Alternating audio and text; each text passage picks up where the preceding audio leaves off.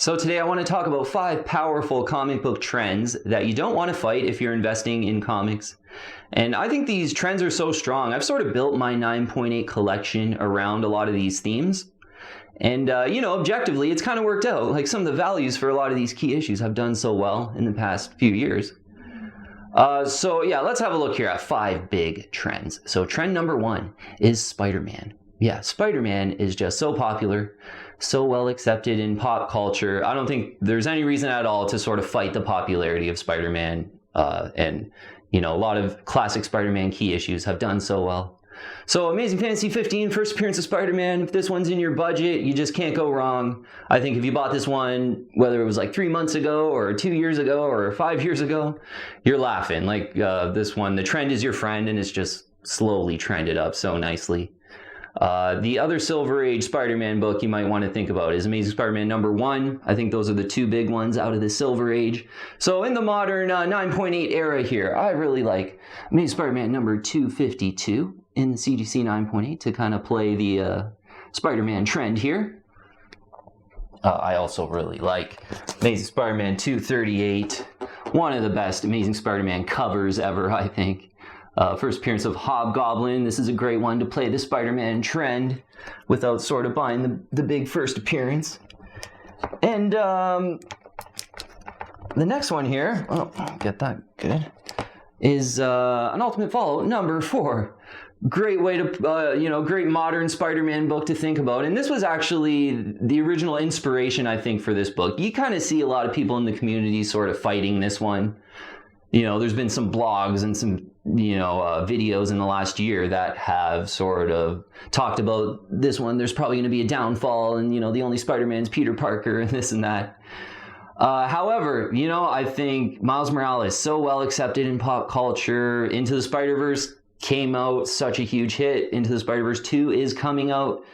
There's like a PS5 Miles Morales game. I got like a 5-year-old nephew who dresses up as Miles Morales, jumping on the couches year round. So, I think, and the thing about Ultimate Fallout 4, the people that have been fighting this one, they've been wrong up to this point. Yeah, like I bought mine in late 2019 for $360 in the 9.8, and now they're about $3,000. So that is pretty much objectively wrong if you been a bear, I guess, on Ultimate Fallout 4. So a great way to play Spider-Man. I'm going to throw in here quickly Venom and Carnage into the Spider-Man trend. They're kind of classic Spider-Man villains. So Amazing Spider-Man 300, you definitely might want to consider. Certainly in the raw, the 9.8s are so expensive now. Amazing Spider-Man 316 as well. Amazing Spider-Man 299 and 298. Pretty great investment grade Spider-Man key issues that have trended well. And first full Carnage, Amazing Spider-Man 361 to consider to play that Spider-Man trend. Yeah, you don't want to fight the popularity of Spider-Man, I don't think. All right, trend number 2 here is Wolverine. Wolverine is absolutely so popular. All big Wolverine, well-known key issues have trended so well in price. And I don't think there's any sense in fighting the popularity of Wolverine. Absolutely not. So Incredible Hulk 181, first full appearance of Wolverine, classic cover. This one's been on an absolute tear in values. You bought it, a similar situation to Amazing Fantasy 15. If you bought this one, 2 years ago, 5 years ago, 10 years ago, you're just laughing. Values have done so well. So in the modern 9.8 era, to play this Wolverine trend, Incredible Hulk 340. Yeah, I got quite a few of these in the 9.8. One of my favorite ones. Second time Wolverine and Hulk fight. A pretty cool 9.8 in the modern age. Wolverine Limited Series number 1. First solo Wolverine book. That's a cool one in the 9.8 if you're a Wolverine fan. All of these have trended well in price. And an Uncanny X-Men number 133, one of a bit of a more underfollowed Wolverine key from the 80s. It's the first solo Wolverine story, pretty much, with a cool cover. It's a cool collector item in the 9.8, and that one's trended well in price as well. So some ideas there to play Wolverine. You don't want to fight Wolverine's popularity. Absolutely not. All right, trend number 3 here is Star Wars. Yeah, Star Wars. Interesting with Star Wars because just in the last year or two, the whole gauntlet of Star Wars popularity sort of happened, where I don't think there's any doubt that Star Wars is like a huge brand, and it could always make a comeback if it ever gets on the low. And that was my thinking when I initially started this channel. It was probably right around that time I bought my Star Wars #1. And I think before that, I bought the Star Wars 42 even before. But I always thought at that point, Star Wars was being kind of hated on. The new movies weren't being as accepted by like the classic Star Wars community as much. But I thought Star Wars, just a huge brand, it's going to come back. So it ended up coming back huge with Mandalorian just being such a huge hit. It really increased the popularity of Star Wars comic books for sure. But you still want to think about collecting some Star Wars books because Star Wars is going to be around for the next 100 years. Yeah, I don't think you want to fight you don't want to fight the popularity of Star Wars. So Star Wars #1, Star Wars #42, they're really expensive now, but you know, bounty hunters are so popular. So, and Star Wars #1, the first Star Wars comic ever, they are hopefully whatever matches your budget, just great buys, I think. Somewhat in the modern 9.8 age, though, Star Wars Clone Wars #1, first Ahsoka Tano. That's kind of a cool one, I think. You can maybe think about buying in the next little bit before that series comes out, because maybe it's cooling down a little bit. I think Star Wars is maybe cooling down a little bit compared to when The Mandalorian was out. And maybe think about a Star Wars Phantom Menace #3, first full appearance of Darth Maul.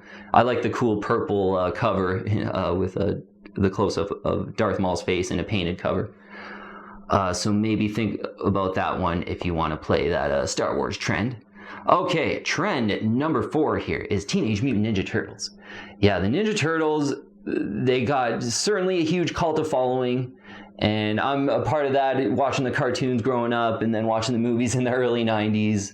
Or was the one came out in maybe the late 80s, but I remembered like the first one, would have been like 6 or 7, and I was kind of scared of it. I remembered watching Teenage Mutant Ninja Turtles #1, the movie, and it was like a little bit too dark for, you know, being a 6-year-old, I guess. But Teenage Mutant Ninja Turtles is so popular, and you know, the first appearance in Teenage Mutant Ninja Turtles #1s, because they are Mirage comics, they're certainly way less printed than a Marvel and DC book, so they're such great collector items, and I definitely don't think you want to fight the popularity of Teenage Mutant Ninja Turtles, and the trend is definitely your friend on like a Teenage Mutant Ninja Turtles #1, and even a lot of other books we'll go through here. You know, in the first and second print, I almost view them as like the first print of Teenage Mutant Ninja Turtles #1. Like the second print's so rare that it's pretty much the first print. So first or second print is like the top of the barrel. In the 9.8 era, a little bit easier to find a Teenage Mutant Ninja Turtles Adventures #1 in the 9.8. So this is one to think about if you're a Turtles fan and you want some exposure to this Ninja Turtles trend. Also, Teenage Mutant Ninja Turtles #1 in the third and fourth print, a little bit more affordable. Definitely, they're trending so well as well.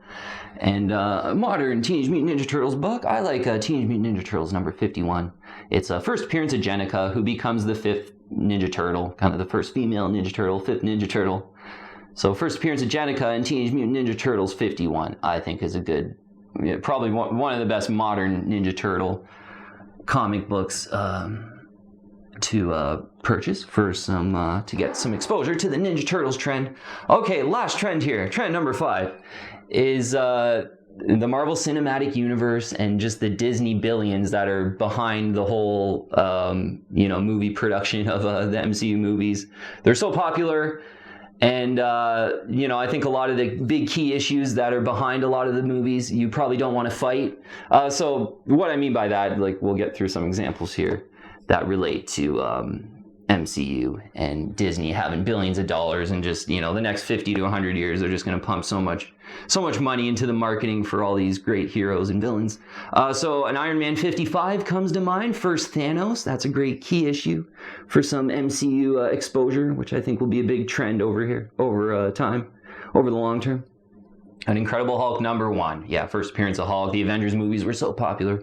So A Journey into Mystery #83. First Thor. Tales of Suspense #39. First Iron Man.